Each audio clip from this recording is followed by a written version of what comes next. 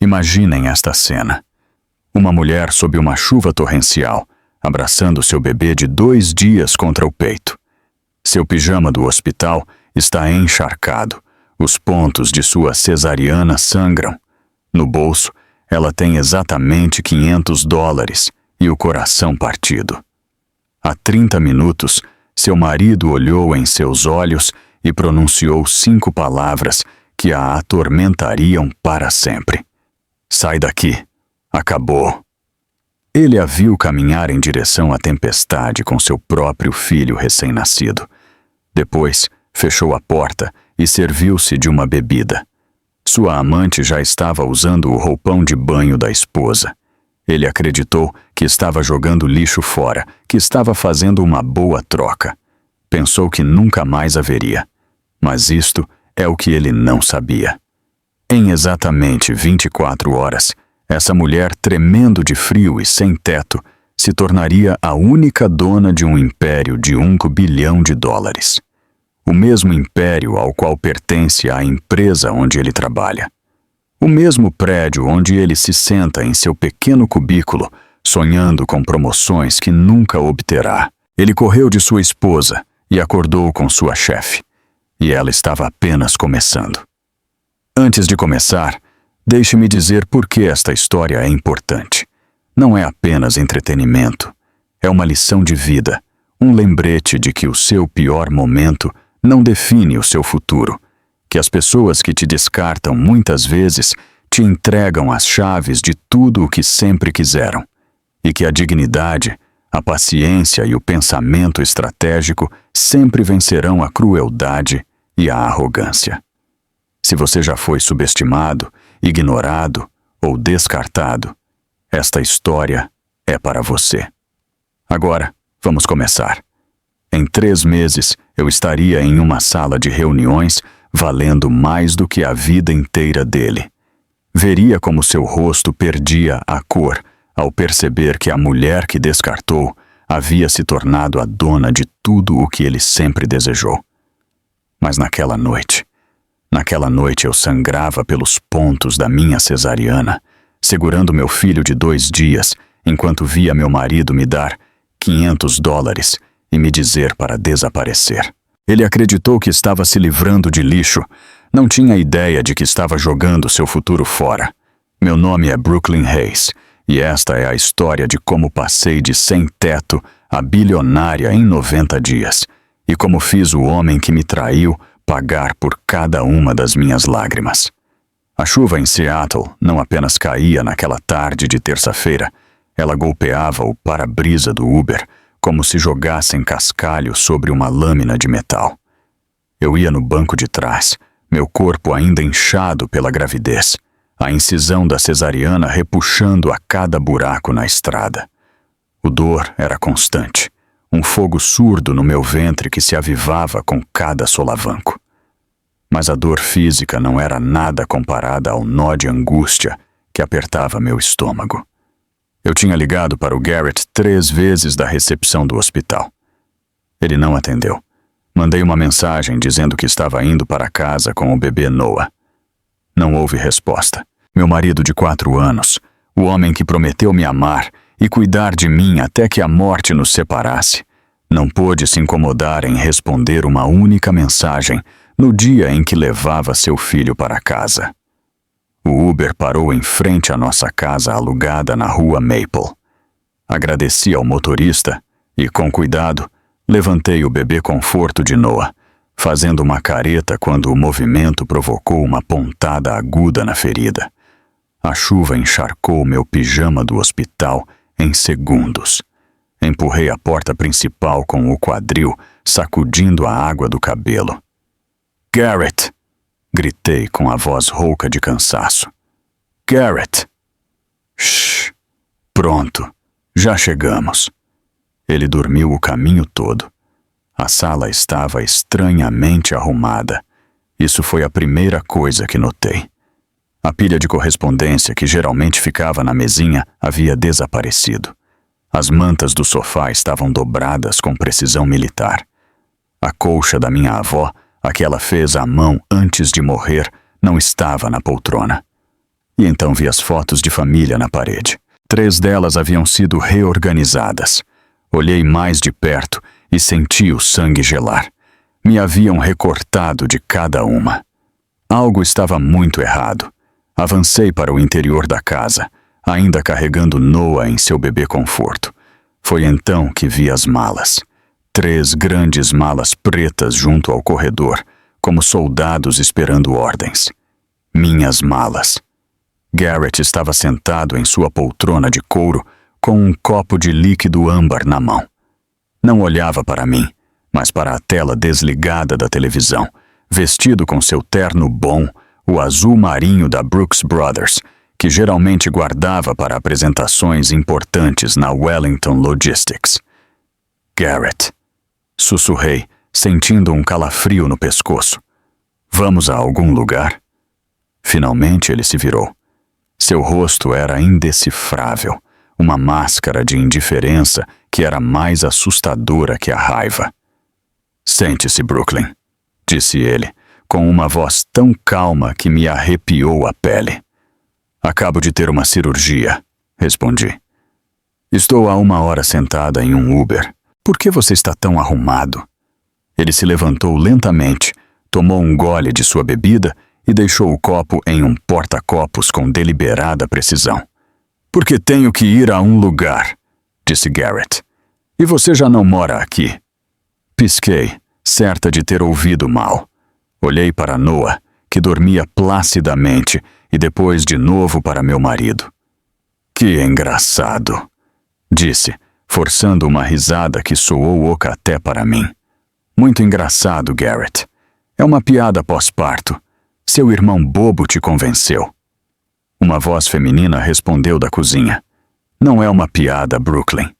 Fiquei gelada. A porta da cozinha se abriu e saiu uma mulher. Eu a conhecia, Megan Cross.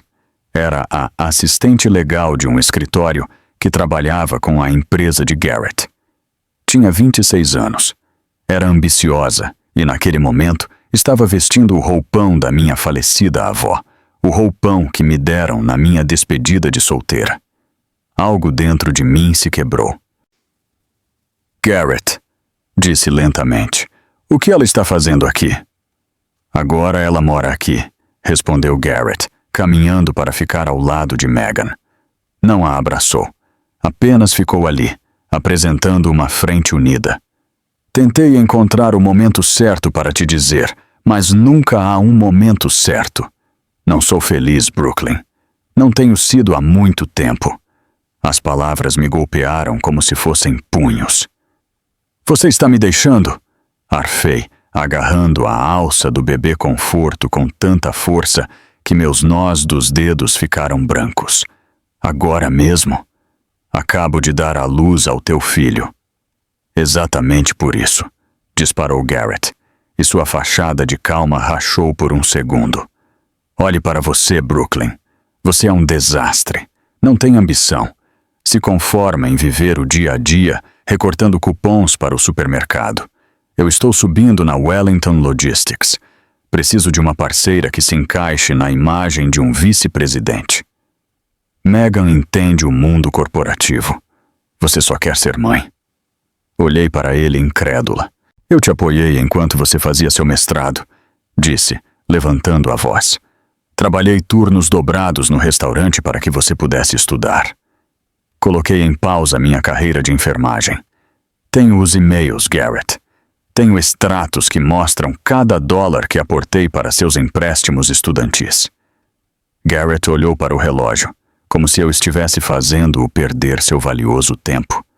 E eu tenho um advogado que cobra $400 a hora, disse com frieza. Quanto tempo você pode se dar ao luxo de lutar? A resposta ficou flutuando entre nós, silenciosa, mas ensurdecedora. Eu não podia me dar ao luxo de lutar de jeito nenhum. Isto não é um debate, Brooklyn, continuou Garrett. Paguei o aluguel deste lugar até o fim do mês, mas o proprietário sabe que o contrato se transfere apenas para meu nome a partir de amanhã. Você tem que ir embora agora. Olhei para a chuva que continuava golpeando as janelas. Está chovendo canivetes, disse com a voz embargada. Não tenho para onde ir. Meus pais já se foram. Tenho um bebê recém-nascido. Garrett, teu filho. Garrett olhou para o bebê conforto de Noah. Sua expressão se tensou com algo que poderia ser culpa, mas que rapidamente se endureceu em indiferença. Te enviarei um cheque de pensão assim que os advogados redigirem os papéis, disse. Mas agora mesmo não posso ter um bebê chorando aqui. Tenho uma reunião com o diretor regional pela manhã. Preciso dormir. Ele levantou a mala mais próxima, minha mala, e a arrastou até a porta principal, abrindo-a para a tempestade. O vento uivou, borrifando chuva para dentro do corredor. Garrett, por favor, supliquei, com as lágrimas correndo pelo meu rosto. Só me deixe ficar no quarto de hóspedes por uma semana, só até que encontre um lugar. Não faça isso com o Noah. Megan adiantou-se, seus saltos ressoando no piso de madeira. Agachou-se, não para ajudar, mas para me olhar diretamente nos olhos. Não torne isso patético, Brooklyn, disse ela. Tenha um pouco de dignidade. Ele não te quer. Garrett me agarrou pelo braço, arrastando-me em direção à porta. O movimento me provocou uma ardência terrível na ferida. Sai daqui, Brooklyn, disse ele, antes que eu chame a polícia para te tirarem por invasão. Empurrou as outras 2 malas para a varanda. Tropecei para trás, protegendo instintivamente o bebê conforto de Noah com meu corpo para cobri-lo da chuva. Toma, disse Garrett, jogando um envelope grosso sobre o concreto molhado aos meus pés. São $500. Deve dar para um motel por algumas noites. Ele me olhou pela última vez e busquei em seu rosto algum traço do homem com quem me casei. O homem que prometeu me amar para sempre. O homem pelo qual renunciei aos meus sonhos. Não havia nada, apenas uma fria e vazia ambição. Não volte, disse ele. A porta se fechou com uma batida forte. O som ressoou como um tiro na escuridão. Fiquei sozinha na varanda, a chuva encharcando minha roupa instantaneamente. Dentro do bebê conforto, meu filho de 2 dias acordou e começou a chorar. E percebi com uma clareza horrível que não tinha absolutamente para onde ir. Não me lembro como cheguei ao ponto de ônibus. A hora seguinte só existe na minha mente como pedaços de memórias. As luzes dos carros atravessando a chuva, o choro rítmico do meu filho recém-nascido e o peso de 3 malas encharcadas que de alguma maneira consegui arrastar pelas ruas escuras de Seattle. Sentei-me no banco de metal, sob o frágil teto de plástico, tremendo tão forte que meus dentes batiam. Meu pijama do hospital estava completamente molhado. O envelope com o dinheiro, os $500 que se supunha deveriam comprar meu silêncio e meu desaparecimento, estava enfiado no meu sutiã. Era o único lugar seguro que me ocorreu. Noah gritava em seu bebê conforto ao meu lado. Levantei-o, apertando-o contra meu peito, tentando protegê-lo do frio com o calor do meu próprio corpo. Mas ao meu corpo já não restava calor para dar. Shhh! Sussurrei, balançando-o suavemente. Pronto, meu amor. Tranquilo. A mamãe está aqui. A mamãe vai consertar isso. Mas não tinha a menor ideia de como. Verifiquei meu telefone. 14% de bateria. O frio estava esgotando-a mais rápido que o normal. Percorri minha lista de contatos, procurando desesperadamente alguém que pudesse me ajudar. Minha mãe havia falecido há 2 anos, após uma longa batalha contra o câncer. Meu pai havia nos abandonado quando eu era muito pequena. Nem sequer sabia o nome dele, só que era uma espécie de homem de negócios que não queria saber nada de nós. Minha irmã, Dana. Disquei o número dela primeiro. O número que você ligou foi desconectado. Senti um vazio no estômago. Dana havia mudado seu número há 6 meses, depois de se casar com um homem que não gostava de mim. Ele a havia afastado sistematicamente da família. Nunca me deu seu número novo. Depois, liguei para o abrigo local para mulheres. Uma voz cansada atendeu no terceiro toque. Centro de crise para mulheres de Seattle. Em que posso ajudar? Olá, disse com a voz entrecortada. Preciso de um lugar para ficar esta noite. Tenho um bebê recém-nascido e meu marido acaba de nos colocar na rua e não tenho para onde ir. Houve uma pausa do outro lado da linha. Sinto muito, querida, disse a mulher, e pude notar uma compaixão genuína em sua voz. Estamos na nossa capacidade máxima esta noite. A tempestade trouxe todo mundo. Normalmente temos vagas disponíveis depois das 8 da manhã. Você pode tentar ligar então? Olhei para Noah, que continuava chorando contra meu peito. Olhei a chuva, que não dava sinais de parar. Está bem, disse em voz baixa. Obrigada. Desliguei e fiquei sentada um momento, lutando contra a vontade de gritar. Então me lembrei de Patricia Warren. Havíamos sido amigas na escola de enfermagem, antes de eu deixar os estudos para apoiar a carreira de Garrett. Ela havia me procurado algumas vezes ao longo dos anos, mas Garrett sempre encontrava pretextos para que eu não a visse. Dizia que era uma má influência. Dizia que era negativa. Dizia que seu marido era um cara estranho. Agora eu entendia tudo. Ele estava me isolando, me afastando de todos que poderiam ter me apoiado. Disquei o número de Patrícia. Alô, Patrícia. Sou a Brooklyn. Brooklyn Hayes. Sei que faz muito tempo, mas de verdade preciso de ajuda. Garrett me expulsou de casa e não tenho para onde ir. E tenho o bebê e está chovendo e eu só preciso de um lugar para ficar esta noite. Só uma noite. Ouviu-se uma respiração profunda do outro lado. Meu Deus, Brooklyn, disse Patrícia. Claro que você pode ficar aqui. Onde você está? Vou te buscar agora mesmo. Esperança. Por uma vez, desde que a porta se fechou na minha cara, senti esperança. Então, ouvi uma voz de homem ao fundo, o marido de Patrícia. Quem é? É a Brooklyn? Diga a ela que não. Não vou me meter nos dramas dela. Diga para ela ligar para outra pessoa. A voz de Patrícia mudou. Todo o calor desapareceu. Sinto muito, disse em voz baixa. Não posso. De verdade, sinto muito. Clique. A linha caiu. Fiquei olhando o telefone na minha mão, vendo como a porcentagem da bateria baixava de 12 para 11. A chuva continuava caindo. Noah continuava chorando. Meu terapeuta me disse uma vez algo em que pensei muito nos meses seguintes. Ele me disse que quando algo não parece certo na sua casa, confie no seu instinto.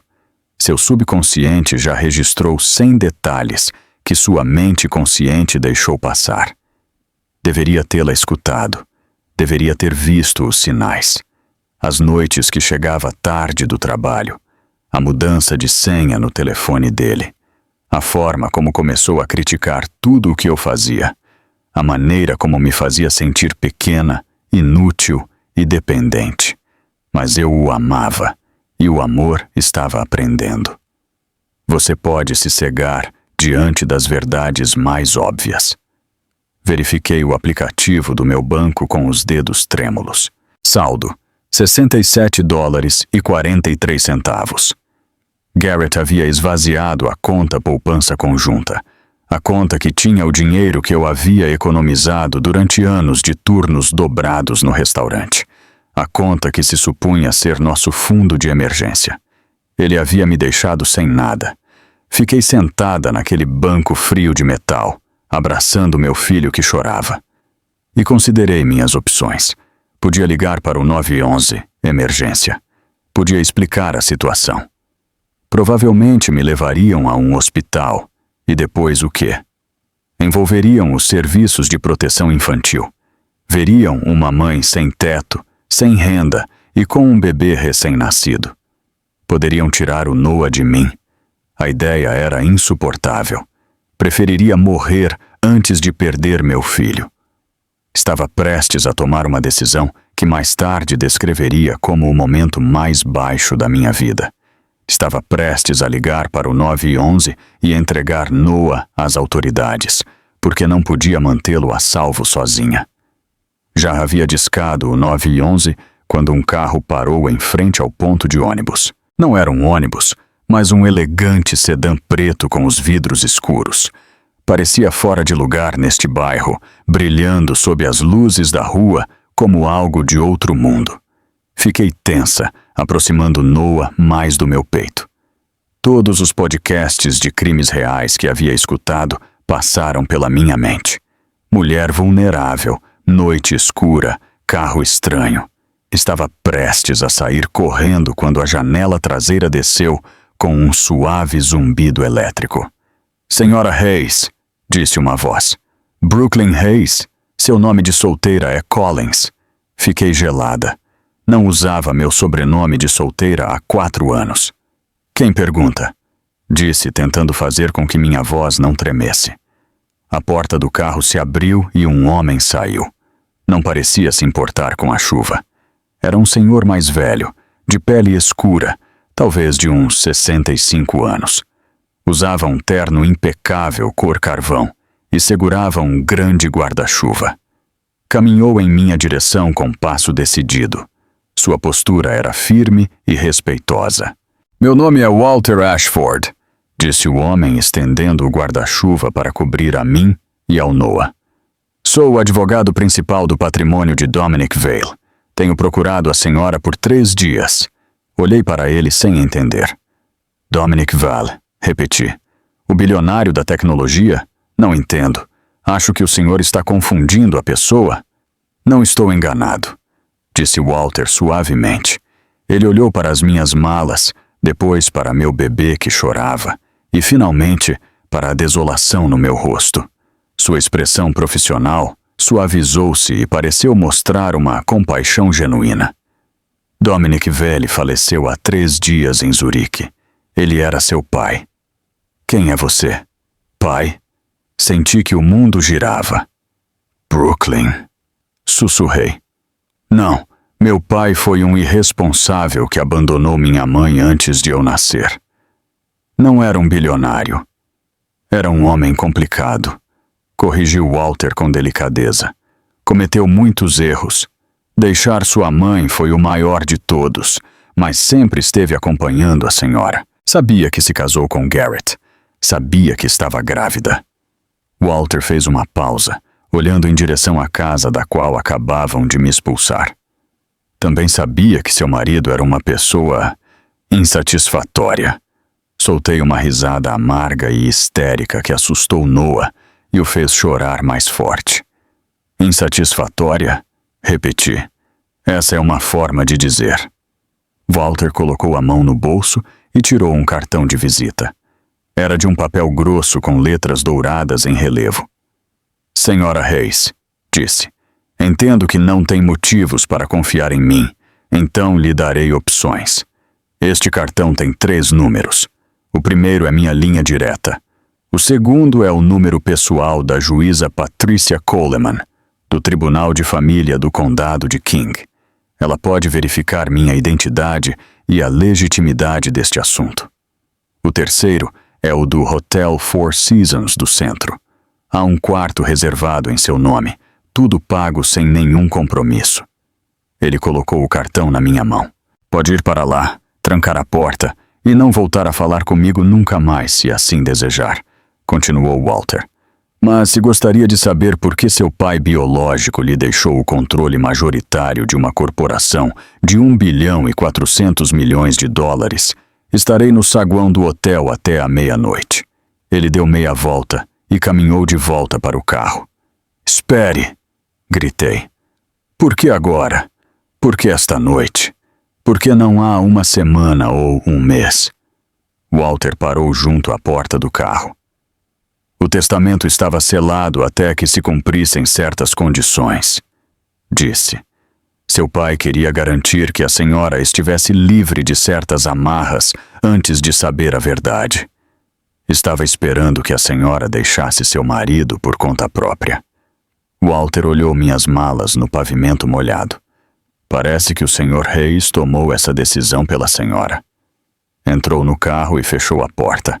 A janela voltou a subir. Fiquei ali, sob a chuva, segurando meu filho e um cartão de visita, vendo como o sedã preto se afastava na noite. E pela primeira vez desde que Garrett havia me expulsado, senti algo mais que desespero. Senti curiosidade. O Four Seasons, do centro de Seattle, era o tipo de hotel que só havia visto nos filmes. O saguão brilhava com pisos de mármore e lustres de cristal. Os funcionários, com uniformes impecáveis, moviam-se em silêncio e seus sapatos ressoavam suavemente sobre a pedra polida. O ar cheirava a flores frescas e perfume caro. Entrei com meu pijama de hospital encharcado, carregando um recém-nascido que chorava em seu bebê conforto e arrastando 3 malas encharcadas atrás de mim. Nunca havia me sentido tão fora de lugar em toda a minha vida. A mulher da recepção nem sequer piscou. Senhora Hayes, disse com um sorriso caloroso. Estávamos esperando a senhora. Sua suíte está pronta. Entregou-me um cartão de acesso e fez um sinal a um mensageiro, que imediatamente pegou minhas malas. Há uma troca de roupa esperando pela senhora no quarto, continuou. E uma enfermeira pediátrica que pode examinar seu filho quando a senhora estiver pronta. Precisa de algo mais? Fiquei olhando para ela, atordoada. Um chocolate quente, ouvi-me dizer. Se não for muito incômodo, é claro, respondeu ela como se eu tivesse pedido a coisa mais normal do mundo. Farei com que subam imediatamente. A suíte presidencial era mais espaçosa que toda a casinha que havia compartilhado com Garrett. Janelas do chão ao teto davam para o horizonte de Seattle. Uma cama king size dominava um quarto, enquanto uma elegante sala de estar ocupava outro. Havia flores frescas em cada superfície. Em um canto, haviam instalado um berço, com cobertas macias e um móbile. Alguém havia preparado tudo para minha chegada. Uma mulher jovem com uniforme médico me esperava na sala. Apresentou-se como enfermeira pediátrica do Hospital Infantil de Seattle e examinou com delicadeza o Noah. Enquanto eu colocava a roupa seca, ela verificou a temperatura, os reflexos, a respiração. Está perfeito, disse, entregando-o de novo. Saudável e forte. Você está fazendo um trabalho maravilhoso, mamãe. Comecei a chorar. Não pude evitar. Foi a coisa mais gentil que alguém me dissera no que pareceu uma eternidade. A enfermeira foi embora e fiquei a sós com meu filho nesta suíte incrivelmente luxuosa. Uma batida suave na porta anunciou a chegada de um chocolate quente, trazido por um funcionário do serviço de quarto, junto com uma bandeja de doces que não havia pedido. Mas estava com muita fome para recusar. Sentei-me no sofá de veludo, dando ao Noah sua mamadeira e bebendo aos goles meu chocolate quente. E tentei encontrar sentido no que estava acontecendo. Às 11h45, houve outra batida. Pode entrar, disse em voz alta. Walter Ashford entrou parecendo exatamente como no ponto de ônibus. Agora estava seco, mas ainda usava o mesmo terno cinza escuro. Carregava uma pasta de couro e um tablet. Confio que dormiu bem, disse, embora ambos soubéssemos que não havia dormido nada. Agradeço tudo isso, respondi fazendo um gesto para o quarto, mas preciso que me explique o que está acontecendo. Desde o início. Walter assentiu e sentou-se à minha frente, colocando sua pasta na mesa de centro. Dominic Vale nasceu em Oakland, Califórnia, em 1952. Começou. Seu pai era um caminhoneiro que possuía um único caminhão de entrega. Quando seu pai morreu, Dominic tinha 23 anos. Converteu esse único caminhão em uma frota. A frota se tornou uma empresa de logística. A empresa de logística se tornou um conglomerado. Abriu a pasta e tirou uma fotografia. Mostrava um homem negro de uns 60 e poucos anos, distinto e poderoso, com olhos que me pareceram inquietantemente familiares. No momento de sua morte, continuou Walter. Dominic Vale tinha uma fortuna de aproximadamente $1,4 bilhão. Possuía imóveis em 3 continentes, patentes de tecnologia, participações majoritárias em várias empresas de transporte. Walter fez uma pausa. E era o dono da empresa matriz da logística Wellington, a firma onde trabalha seu marido. Senti meu sangue gelar. Espere, disse. Garrett trabalha para uma empresa que era de Dominic Vale? Dominic era dono do consórcio, que era dono do consórcio que era dono da logística Wellington, esclareceu Walter, através de uma estrutura projetada para a privacidade. Ninguém na Wellington sabia quem estava realmente no topo da cadeia, incluindo seu marido. Deixei meu chocolate quente. Minhas mãos de repente tremiam. Por que me diz isso? Porque há 3 dias, disse Walter, a senhora herdou tudo. Tirou mais documentos da pasta, papéis legais cobertos de texto denso e assinaturas. Dominic teve 2 filhos legítimos, Grant e Cameron Vale, explicou Walter. Cada um recebe $50 milhões e ações em subsidiárias específicas. Mas a senhora, Brooklyn, a senhora recebe o controle majoritário das indústrias Vale, 51% de toda a corporação, a propriedade familiar nas montanhas Cascade e total discrição sobre o futuro da empresa. Fiquei olhando para ele. Isso não faz nenhum sentido, disse. Ele me abandonou minha mãe. Por que me deixaria tudo? Porque era um covarde no amor, mas um gênio nos negócios, respondeu Walter. Sabia que Grant e Cameron não eram sucessores dignos. São uns playboys irresponsáveis. Destruiriam tudo o que ele construiu em uma década. Ele a observou à distância toda a sua vida.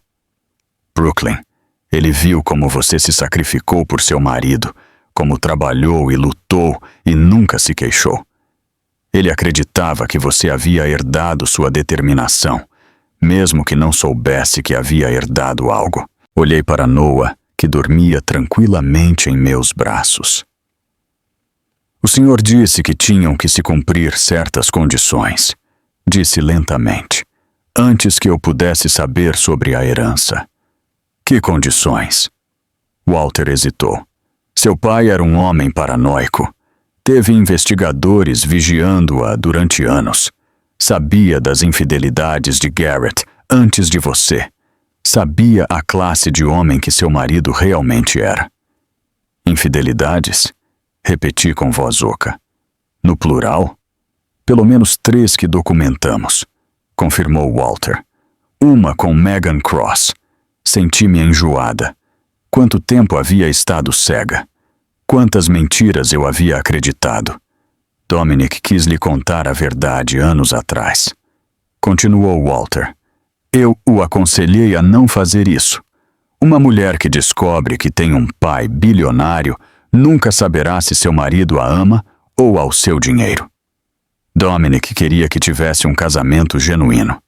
Estava esperando que você deixasse Garrett por conta própria, ou que Garrett revelasse sua verdadeira natureza. E Garrett revelou sua verdadeira natureza, disse com amargura, ao nos expulsar, a mim e a seu filho recém-nascido, para a chuva. Sim, confirmou Walter. As condições do testamento foram cumpridas. A herança é sua. Ele me entregou o tablet. Mas primeiro, seu pai queria que visse isto. A tela mostrava um vídeo. Pressionei reproduzir. O rosto que apareceu era o mesmo da fotografia. Dominic Vale. Parecia frágil, claramente filmado perto do final de sua doença, mas seus olhos eram agudos e intensos. Brooklyn, disse. Sua voz era profunda com uma leve rouquidão. Se você está vendo isto, já me fui. Não tenho desculpa para minha ausência em sua vida. Construí um império, mas fracassei em construir uma família. Te deixo meu trabalho, meu fardo e meu poder. Ele se inclinou mais para a câmera. Mas o poder deve ser exercido, não apenas possuído. Você está casada com um homem chamado Garrett. Meus investigadores me dizem que é um homem pequeno, com um grande ego. Se ele ainda está ao seu lado e te trata bem, você pode compartilhar esta fortuna com ele. Mas se ele te falhou, então use meu legado para esmagá-lo. Os olhos de Dominic pareciam penetrar os meus através da tela. O sangue dos Vale não tolera tolos. Bem-vinda ao jogo, minha filha. O vídeo terminou. Fiquei em silêncio por um longo momento. Deixa ver se entendi bem, disse finalmente. O homem que me abandonou quer que eu assuma o comando de uma empresa de $1 bilhão, da qual não sei nada, e que, além disso, destrua meu marido, que pelo visto agora trabalha para mim. Esse é um resumo preciso, confirmou Walter. O frigobar tem uísque? Tem de tudo. Olhei para a lata de fórmula sobre a mesa, depois para Walter. Vou precisar de vários minutos, disse. E provavelmente algo mais forte que chocolate quente. Walter levantou-se. Tome todo o tempo que precisar, Sra. Hayes, mas saiba disto. O Conselho de Administração das Indústrias Vale se reúne em 3 semanas para discutir a sucessão. Esperam que a empresa se divida ou seja vendida. Não sabem que a senhora existe.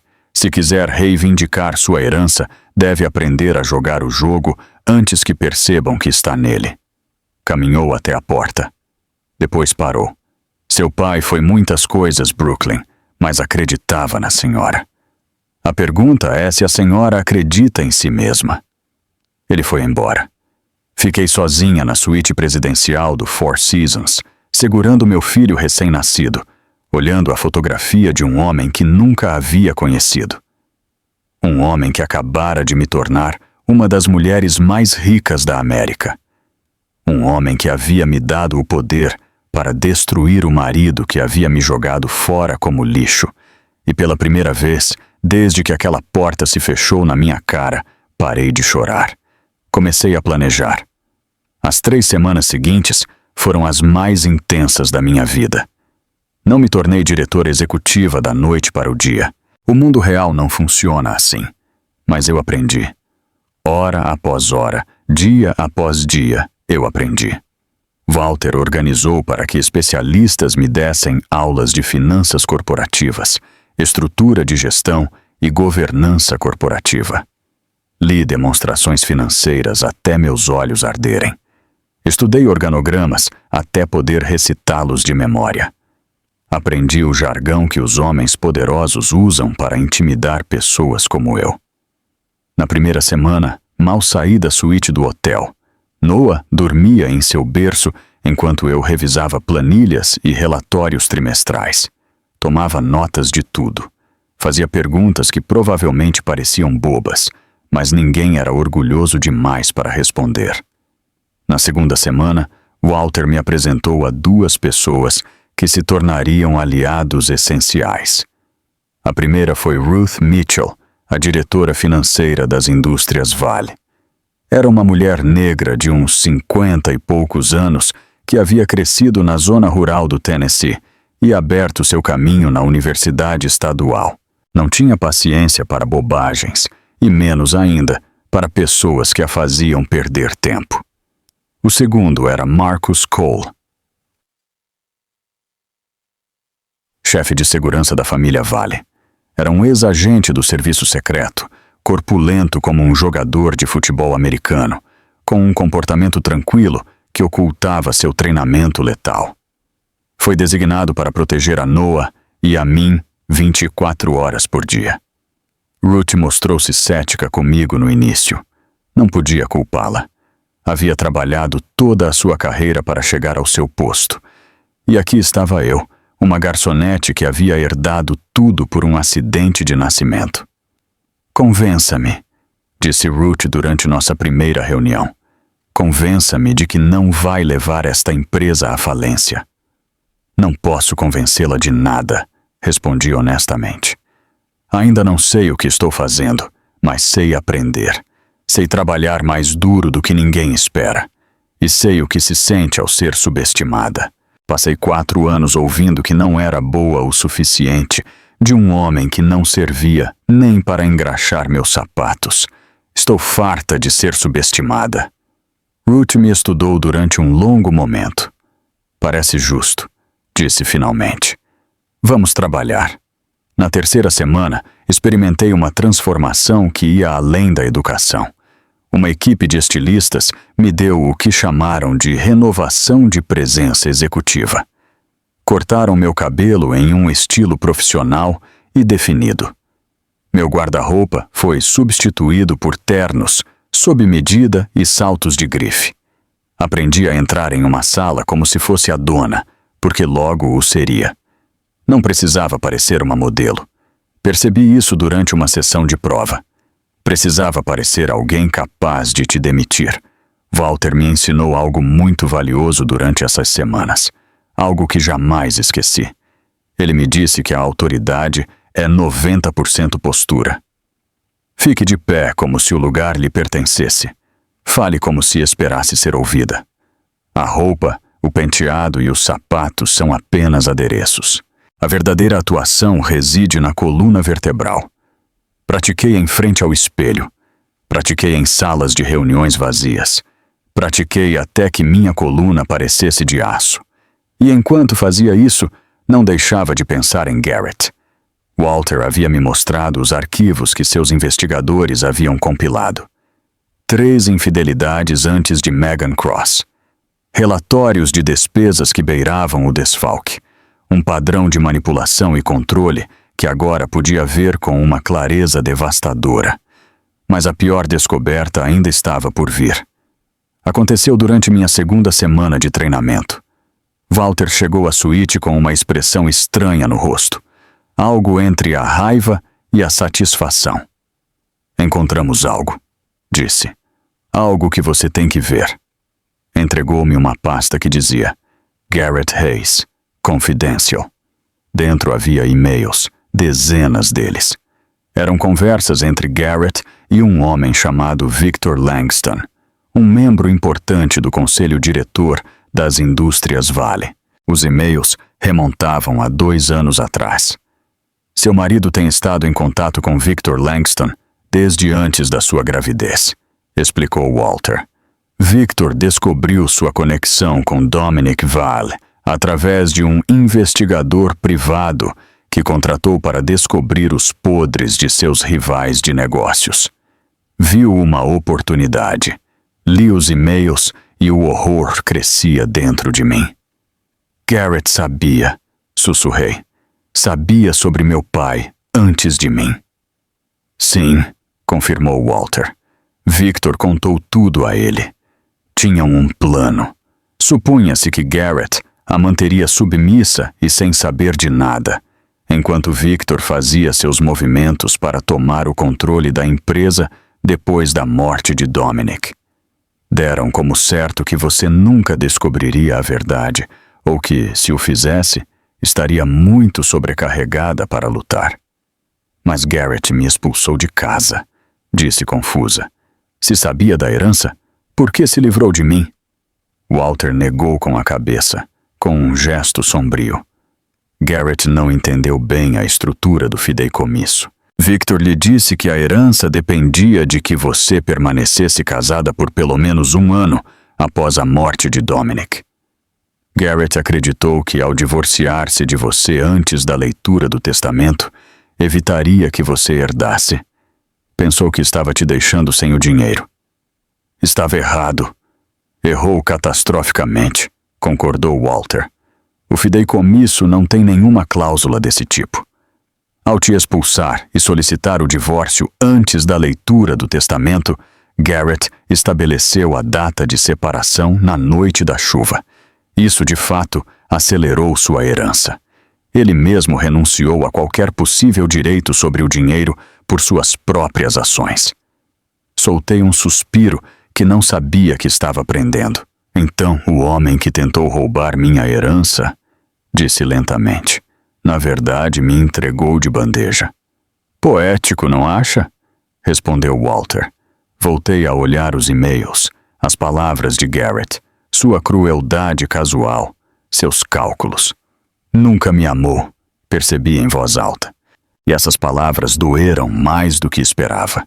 Casou-se comigo porque pensou que algum dia eu poderia ser útil, e quando acreditou que eu já não servia, simplesmente me descartou. Walter não tentou me consolar com palavras vazias, apenas assentiu. A pergunta agora, disse, é o que você pensa em fazer a respeito. Pensei na mulher que eu era há 3 semanas, sangrando no banco de um ponto de ônibus, suplicando por um teto, disposta a renunciar ao meu filho porque não podia protegê-lo. Pensei na mulher em que estava me tornando, a mulher que meu pai acreditava que eu podia ser. Penso em destruí-lo, disse. Mas ainda não. Primeiro, preciso garantir minha posição. Primeiro, tenho que demonstrar ao conselho diretor que mereço estar aqui. Depois, quando Garrett menos esperar, tirarei tudo dele, tal como ele tentou tirar tudo de mim. Walter sorriu. Foi um sorriso fino e afiado. Seu pai estaria orgulhoso, disse.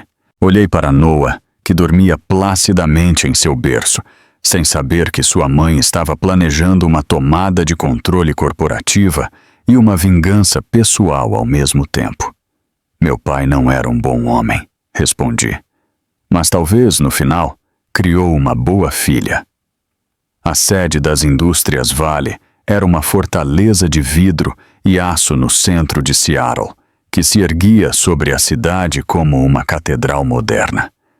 Eu estava no saguão na manhã da reunião do conselho, vestindo um terninho cor de marfim que custou mais que meu salário de 6 meses na lanchonete. Meu cabelo estava perfeito, minha maquiagem impecável. Minha coluna vertebral era de aço, mas por dentro estava aterrorizada. Ruth Mitchell estava ao meu lado, segurando uma pasta de couro. Pronta? Perguntou. Não, admiti. Ótimo, respondeu ela. O excesso de confiança é de tolos. Vamos ensinar a eles quem é a dona deste prédio. Pegamos o elevador privado até o 4º andar. As portas se abriram para um saguão executivo decorado com arte abstrata e flores frescas. A recepcionista levantou o olhar e rapidamente o desviou. O rumor de que algo incomum estava prestes a acontecer hoje havia se espalhado por toda a empresa. A sala de reuniões era enorme. Uma mesa de mogno se estendia pelo centro, rodeada de cadeiras de couro. Janelas do chão ao teto ofereciam uma vista panorâmica de Seattle. 8 membros do conselho já estavam sentados. Reconheci Victor Langston imediatamente pelas fotografias nos arquivos do meu pai. Tinha mais de 50 anos, cabelo prateado e um ar aristocrático, com a expressão presunçosa de um homem a quem nunca disseram não. Estava prestes a aprender uma nova lição. Entrei sem esperar ser anunciada, com Ruth me seguindo. A conversa na mesa se apagou instantaneamente. Victor levantou o olhar, sua expressão mudando da confusão para o aborrecimento. Com licença, disse. Esta é uma reunião privada. Quem as deixou entrar? Caminhei até a cabeceira da mesa, onde a cadeira do meu pai estava vazia, e me sentei. A escritura do prédio, respondi com calma. Sou a dona. O silêncio que se seguiu foi absoluto. Victor soltou uma gargalhada, um latido seco de incredulidade. Isso é absurdo, disse, olhando para os outros membros. Segurança! Alguém pode, por favor, tirar esta mulher? Ninguém se moveu. Tirei um documento da pasta de Ruth e o deslizei sobre a mesa. Meu nome é Brooklyn Valley, anunciei. Meu nome de solteira é Collins. Dominic Vale era meu pai biológico. Há 3 semanas, herdei a participação majoritária desta empresa, 51% de todas as ações em circulação. Estas são minhas credenciais, verificadas pelos advogados do patrimônio e referendadas pela juíza Patricia Coleman, do Tribunal de Família do Condado de King. O rosto de Victor ficou pálido, depois vermelho e finalmente de um estranho tom arroxeado. Isso é uma piada, gaguejou. Dominic nunca mencionou nenhuma filha. Obviamente, isso é uma fraude. Olhei diretamente para ele.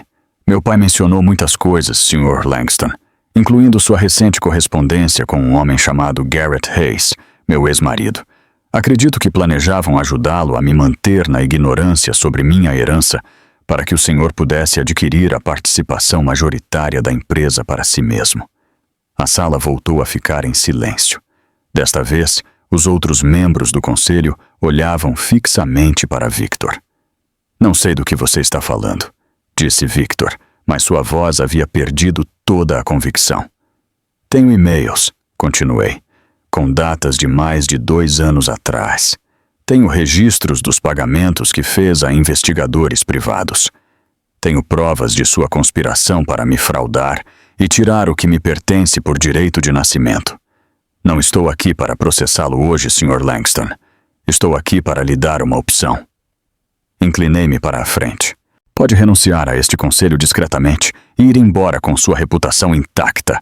Ou pode me enfrentar e eu o destruirei tão completamente que até seus netos sentirão a vergonha. Victor me olhou fixamente. Eu devolvi o olhar. Havia aprendido algo importante durante minhas 3 semanas de treinamento. Os abusadores não esperam resistência. Esperam medo, submissão, rendição. Quando você se recusa a dar o que esperam, não sabem o que fazer. Victor não sabia o que fazer. Isso não acabou, disse finalmente, empurrando sua cadeira para trás. Você não tem ideia de com quem está se metendo. Saiu furioso da sala de reuniões. Virei-me para os membros restantes do conselho. Alguém mais tem alguma objeção sobre minha presença? Perguntei amavelmente. Ninguém falou. Ótimo, disse. Então, falemos do futuro das indústrias Vale. A reunião durou 4 horas.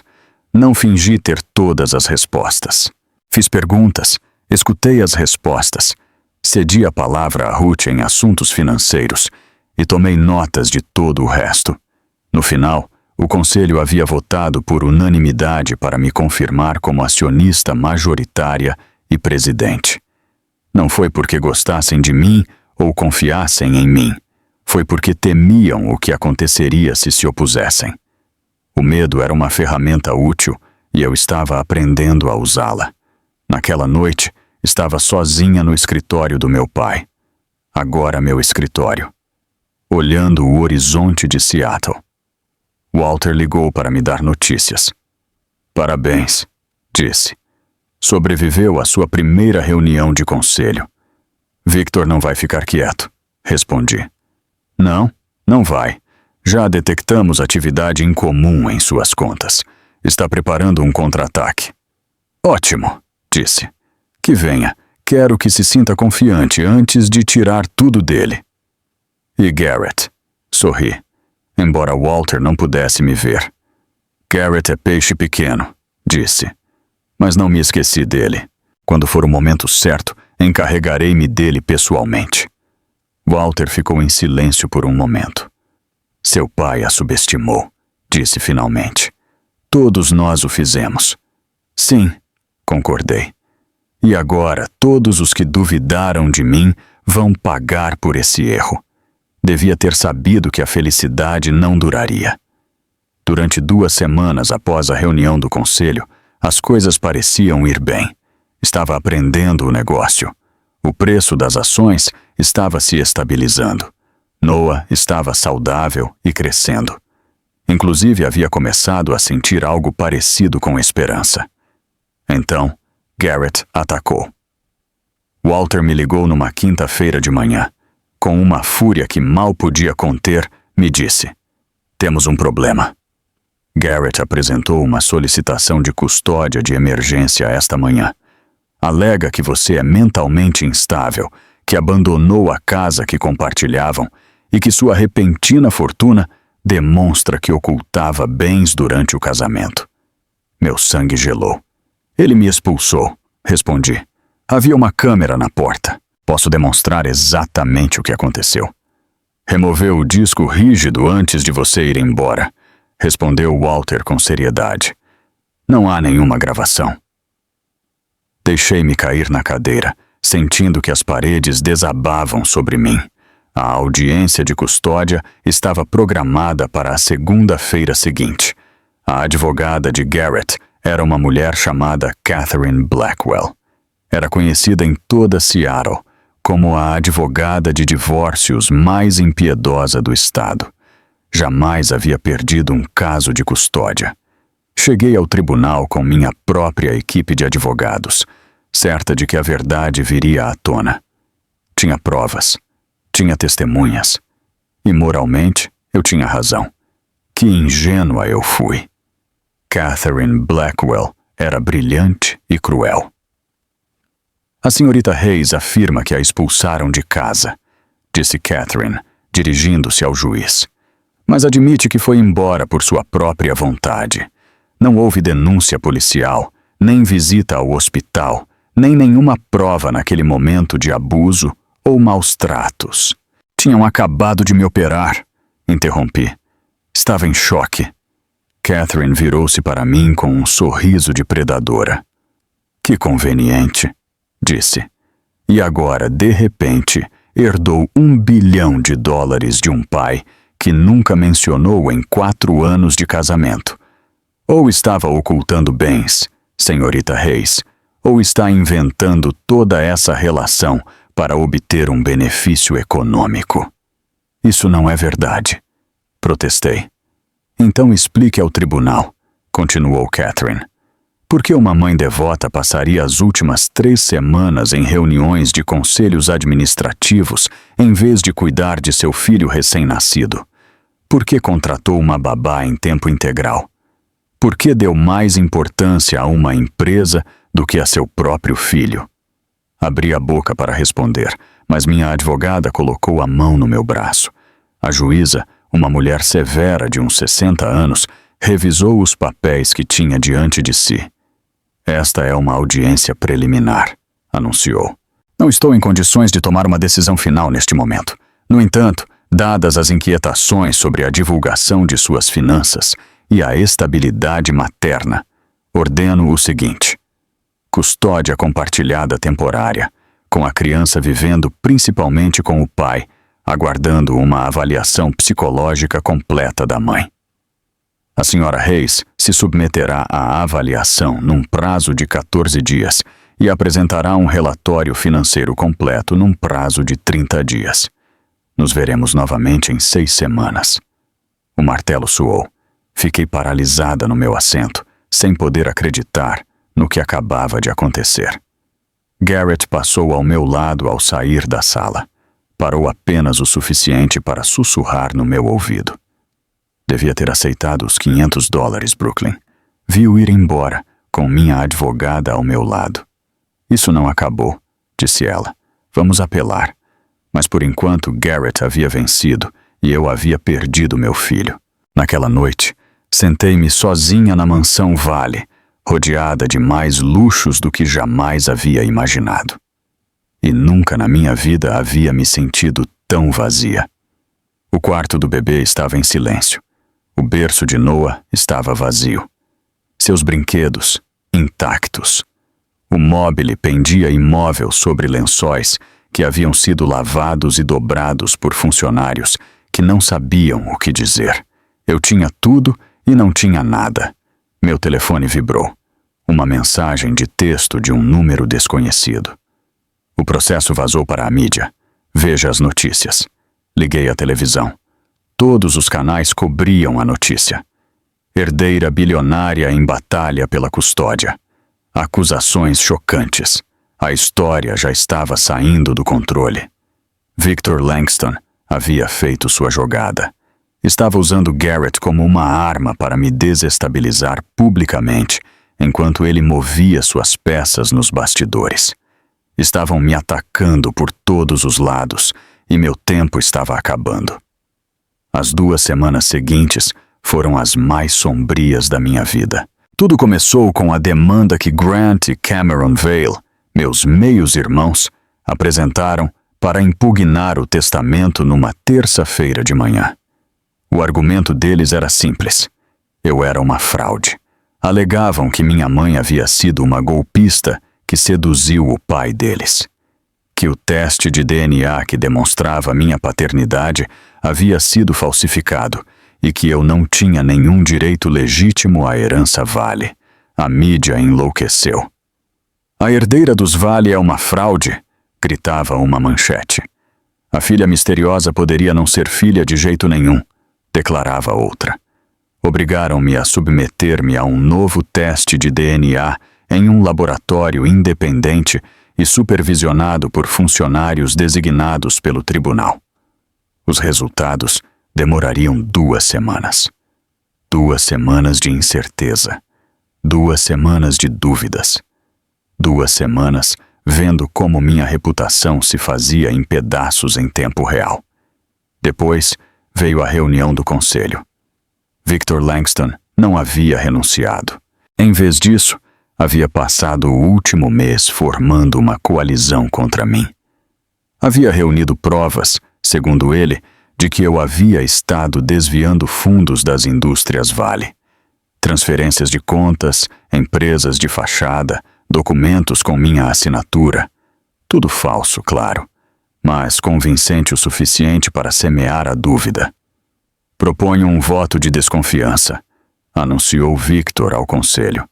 Esta mulher é uma ladra ou uma impostora. De qualquer maneira, tem que ser destituída. Olhei ao meu redor, para os rostos em que havia chegado a confiar. Ruth Mitchell, a diretora financeira que havia sido minha mentora durante semanas. Os outros membros do conselho que pareciam me apoiar. Ninguém sustentou meu olhar. Ruth se absteve de votar. A moção foi aprovada. Fui suspensa enquanto durava a investigação. Saí daquela sala de reuniões com a cabeça erguida, mas por dentro estava destroçada. Ruth me alcançou no corredor. Sinto muito, disse em voz baixa. Victor tem algo contra mim, algo do meu passado. Não podia votar contra ele. Entendo, respondi, embora na verdade não entendesse. Pensei que estávamos do mesmo lado. E estamos, insistiu Ruth. Mas também tenho que me proteger. Não respondi. Simplesmente me afastei. Naquela noite, ao voltar para a mansão Vale, encontrei Garrett parado na entrada da minha casa. Não estava sozinho. Um oficial de polícia estava ao seu lado e nas mãos do oficial havia uma ordem judicial. O que é isto? Perguntei. Custódia temporária de emergência, disse Garrett com um sorriso que me provocou vontade de gritar. O juiz a concedeu esta tarde. Você foi acusada de crimes financeiros. Isso te torna um risco de fuga. Venho buscar meu filho. Noah estava na casa com sua babá. Podia ouvi-lo chorar através das janelas abertas. Você não pode fazer isso, disse a ele. Não me acusaram de nada. Resolva com o tribunal, respondeu Garrett. O oficial só está aqui para garantir que você não interfira. Observei impotente como entravam na casa. Vi como tiravam meu filho. Vi como Garrett colocava o assento de bebê de Noah em seu carro. Tentei correr em direção a eles, mas Marcus Cole percebeja. Meu chefe de segurança me deteve. Não lhes dê um motivo para te prender, disse em voz baixa. Isso é o que eles querem. Parei de lutar. Fiquei ali, na entrada da minha mansão de $1 bilhão e vi como meu ex-marido levava meu filho. Garrett baixou a janela ao passar. Devia ter aceitado os $500, Brooklyn, gritou. Eu te avisei. As luzes traseiras do seu carro desapareceram na escuridão. Caí de joelhos no chão e gritei. Mais tarde naquela noite, sentei-me no quarto vazio do bebê. Já não estava o berço. Não estavam os brinquedos. Tudo o que me lembrava o Noah havia desaparecido. Estava sozinha. Sem meu bebê. Sem meu posto no conselho. Sem aliados.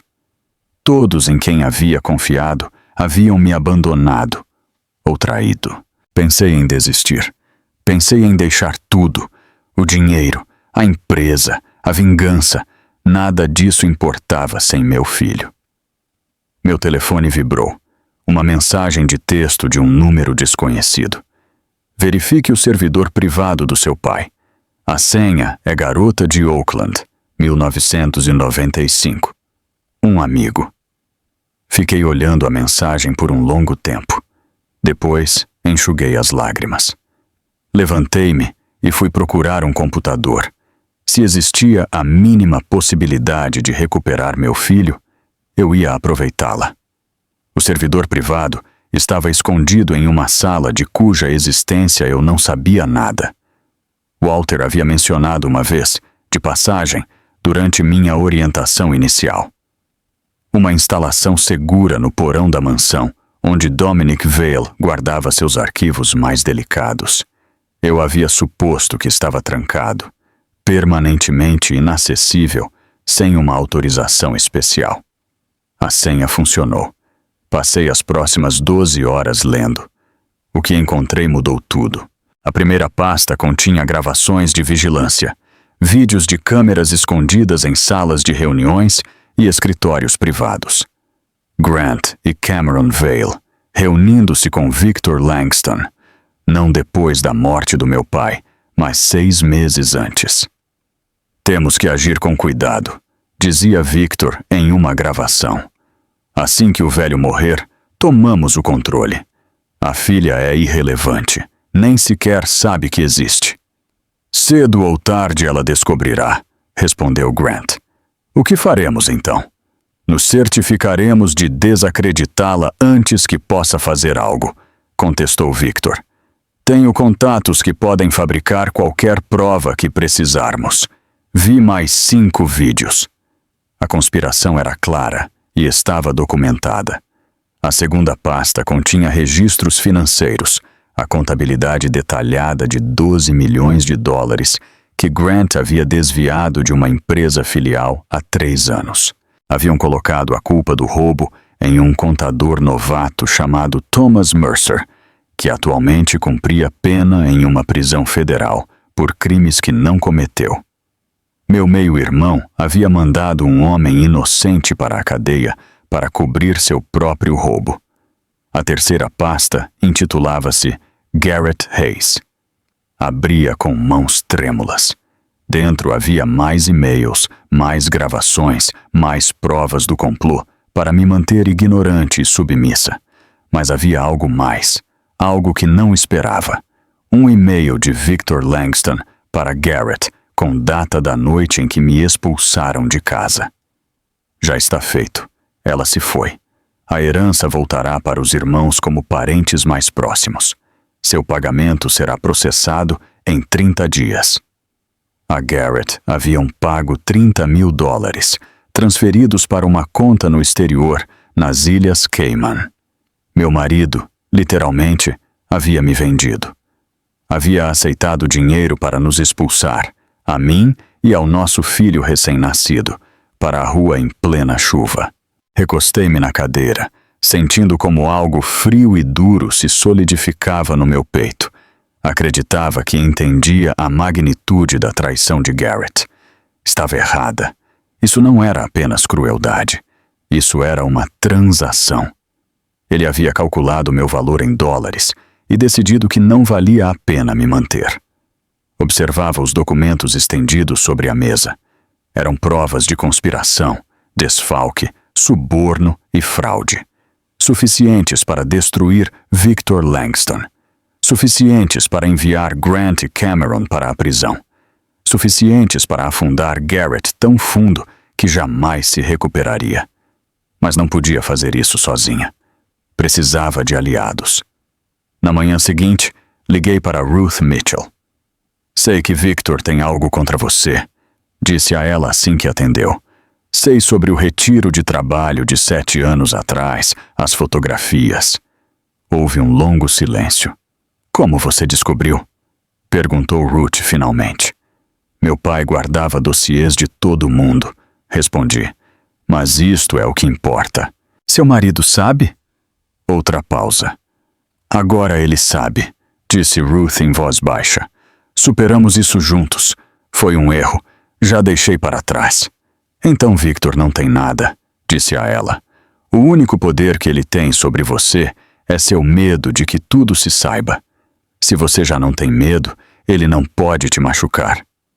Ruth não respondeu de imediato. O que você propõe? Perguntou finalmente. Proponho que você me ajude a derrubar Victor, Grant, Cameron e Garrett, disse a ela. A todos eles. Tenho provas que destruirão suas carreiras e provavelmente os mandarão para a cadeia. Mas preciso de alguém dentro da empresa que possa verificar os movimentos financeiros. Preciso de você, Ruth. O silêncio se prolongou. Conte comigo, disse Ruth finalmente. Envie-me o que você tem. Me certificarei de que a contabilidade seja impecável. Desliguei e imediatamente liguei para Marcus Cole. Preciso que encontre alguém por mim, disse a ele. Minha irmã Dana.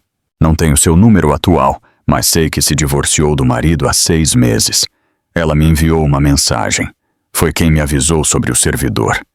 Eu a encontrarei, me confirmou Marcus. Naquela mesma tarde, meu telefone tocou. Era um número desconhecido. Brooklyn.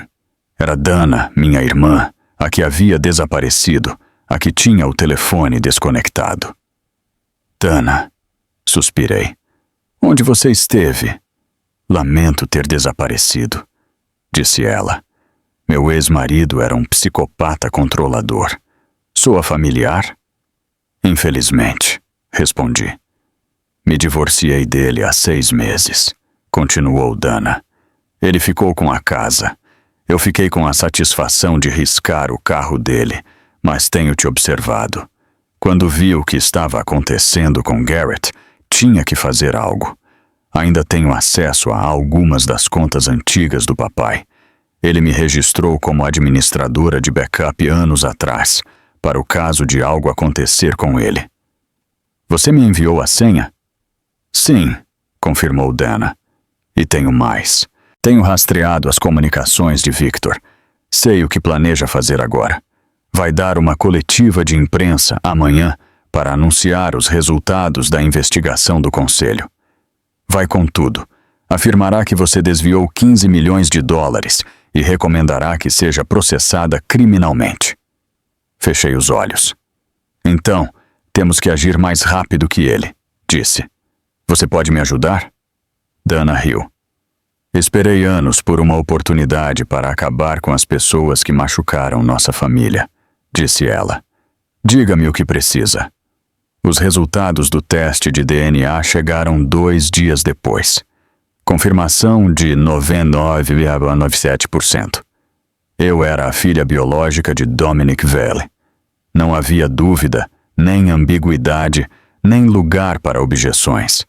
A demanda de Grant e Cameron desmoronou imediatamente, mas isso era apenas o começo. Convoquei uma reunião de emergência do conselho para a sexta-feira de manhã. Victor Langston chegou com uma expressão de arrogância, claramente esperando dar o golpe final que me eliminaria para sempre. Não sabia o que o esperava. Entrei na sala de reuniões com Ruth Mitchell de um lado e uma equipe de contadores forenses do outro. Bom dia a todos, disse amavelmente. Antes de continuar com a apresentação do Sr. Langston, tenho novas provas para compartilhar. Isso é muito irregular, protestou Victor. A ordem do dia já foi estabelecida. A ordem do dia mudou, respondi. Fiz um sinal a Ruth.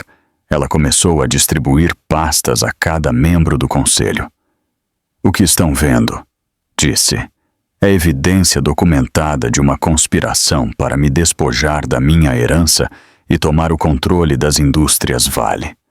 Os participantes nesta conspiração incluem o Sr. Victor Langston, o Sr. Grant Vale e o Sr. Cameron Vale. O rosto de Victor ficou pálido.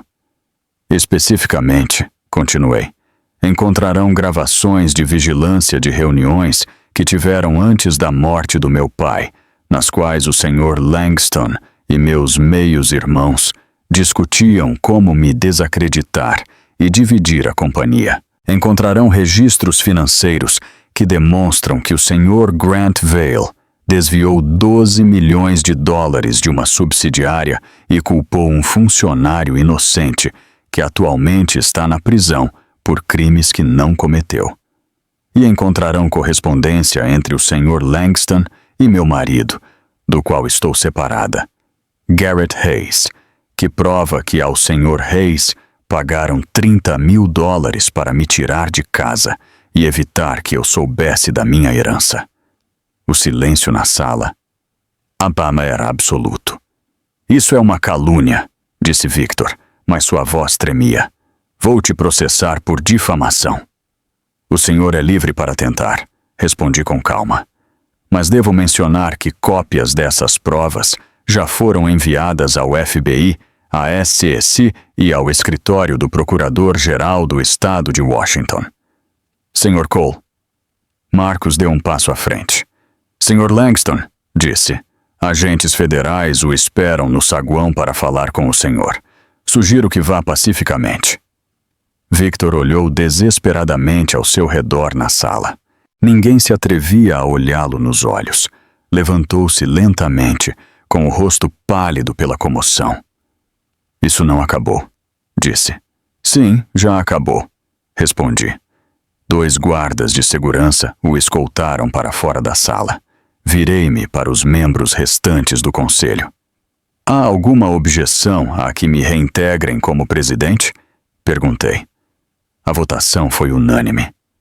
Naquela mesma tarde, Grant e Cameron Vail se entregaram às autoridades federais. Seus advogados negociaram acordos de confissão em troca de testemunhar contra Victor Langston. Um homem inocente chamado Thomas Mercer seria libertado da prisão no decorrer da semana. Mas meu trabalho ainda não havia terminado. Ainda tinha que me encarregar de Garrett. Liguei para Ruth naquela noite. A audiência pela custódia foi reprogramada, disse a ela.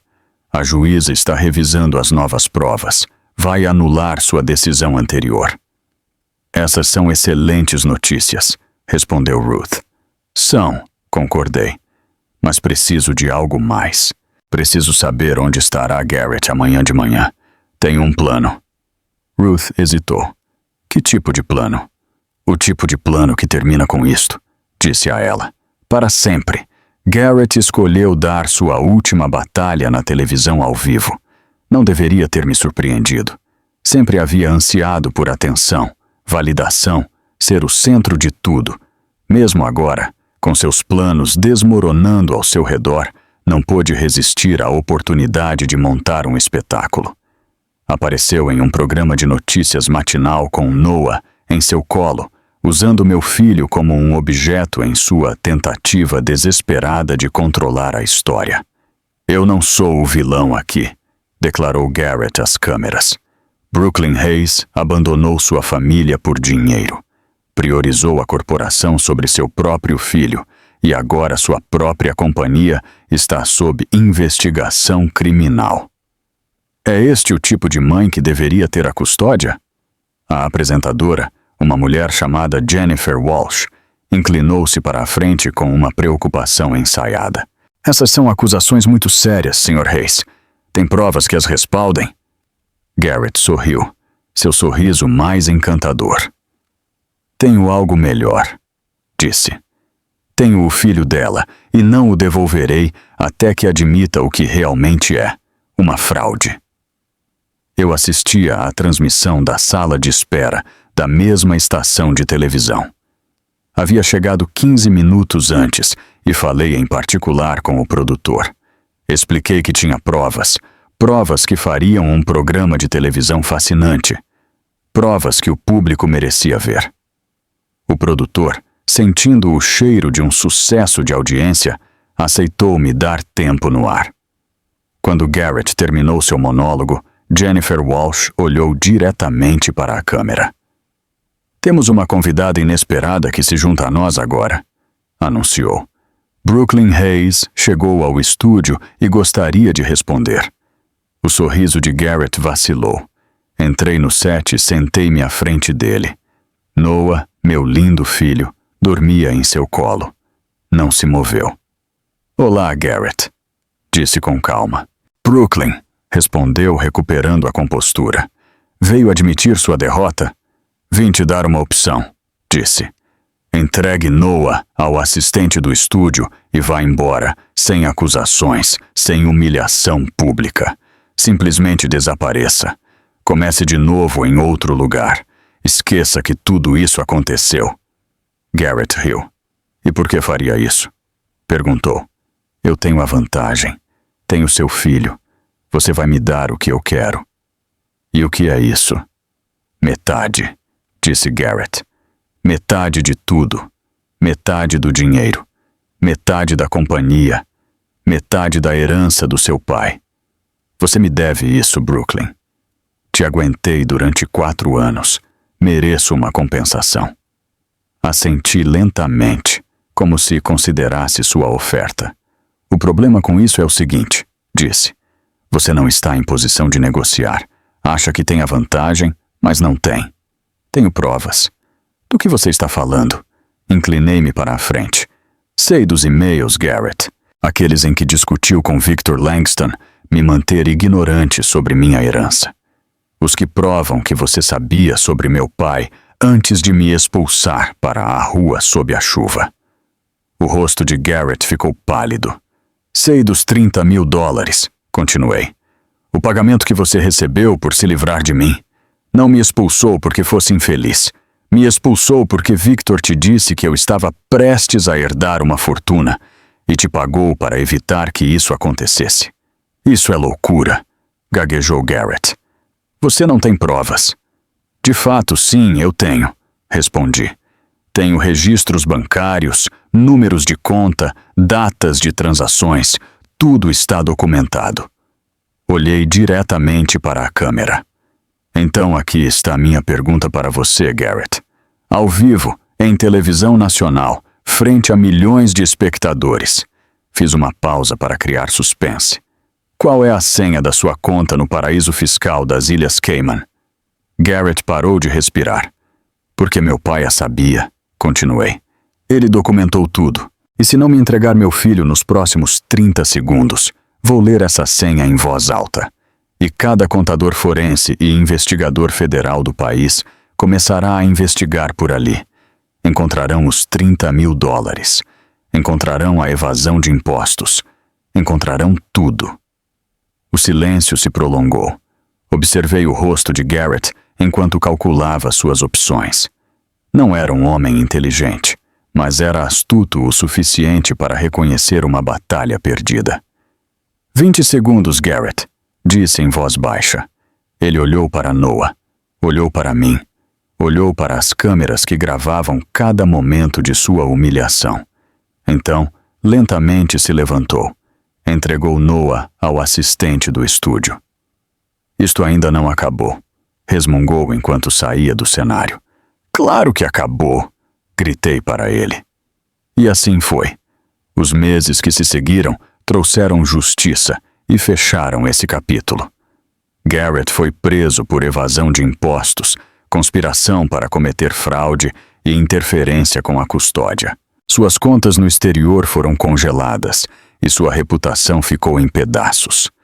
No final, aceitou um acordo que incluía 2 anos em uma prisão federal e a renúncia permanente aos seus direitos como pai. Megan Cross, a mulher que havia usado o roupão da minha avó, mudou-se discretamente para outro estado assim que o escândalo estourou. Jamais voltei a saber dela. Victor Langston, Grant Vail e Cameron Vale enfrentaram acusações criminais. O homem inocente, Thomas Mercer, saiu da prisão e recebeu uma compensação muito generosa do fideicomisso da família Vale. 6 meses depois da confrontação na televisão, eu estava no escritório do meu pai, com Noah em meus braços. Crescia tão rápido. Já sorria e esticava suas mãozinhas para alcançar as coisas que chamavam sua atenção. Walter Ashford estava ao meu lado, olhando o horizonte de Seattle. Seu pai estaria orgulhoso, disse. Meu pai não foi um bom homem, respondi. Me abandonou. Abandonou minha mãe. Construiu um império, mas não soube construir uma família. Walter assentiu. Isso é verdade, admitiu. Mas no final reconheceu seus erros. Tentou consertá-los da única forma que sabia, me dando poder. Te dando uma opção, me corrigiu Walter. O que fizesse com esse poder dependia totalmente da senhora. Ele esperava que o usasse com sabedoria e a senhora o fez. Olhei para Noah, que tentava agarrar uma mecha do meu cabelo. Aprendi algo com tudo isso, disse. Algo muito importante. Que as pessoas que te subestimam estão te dando uma vantagem. Não esperam que você se defenda. Não esperam que você seja forte. E quando lhes demonstra que estão errados, simplesmente não sabem o que fazer. Walter sorriu. E o que fará agora? Agora, disse, vou construir algo melhor. Não apenas uma empresa, mas um legado. Algo de que meu filho possa se sentir orgulhoso. Naquela tarde chegou um pacote. Não tinha remetente.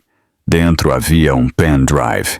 Conectei-o, esperando encontrar outra prova das investigações do meu pai.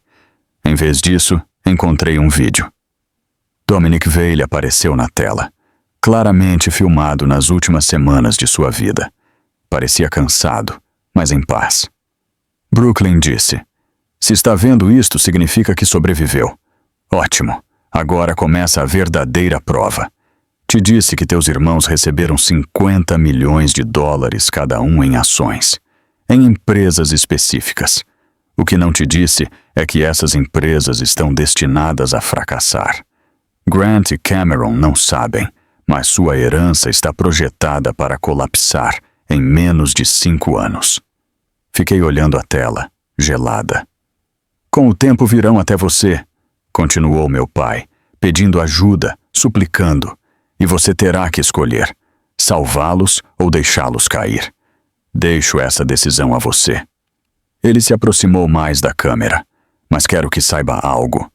Te dei o império não porque você carrega meu sangue, mas porque você é a única que o conquistou. O resto sempre foi seu para que o construísse. O vídeo terminou. Fiquei sentada em silêncio por um longo tempo. Depois olhei para Noah, que dormia tranquilamente em seu berço. A mamãe tem muito trabalho a fazer, sussurrei. Pensei em tudo o que havia passado. A traição, a chuva, o desespero, os momentos em que quis desistir. E pensei no que havia aprendido. A história termina aqui, mas minha vida apenas começava. Se você alguma vez se sentiu descartado, lembre-se disto. A gente que te menospreza está te dando uma vantagem.